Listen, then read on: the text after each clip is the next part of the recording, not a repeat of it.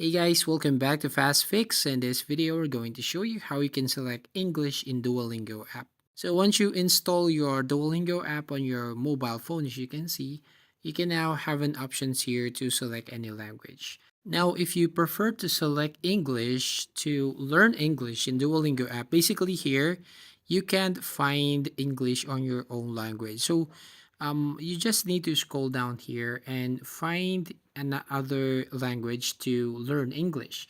So, for example, if you're using Duolingo in other language like the Dutch, basically here you will find that English language. Now, if we're going to tap on the continue button here at the bottom, you'll find that the app interface will change into Dutch.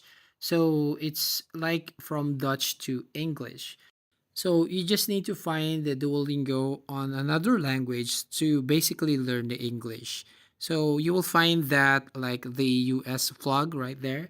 So that's the English language. Then once they tap on that English language and tap on continue, it will convert everything, also the interface of the application, to that chosen language. So that's it. That's how you basically select English in the Duolingo app. So if you find this video helpful, please consider to like and subscribe to this channel, and don't forget to hit the notification bell to notify you on the next video.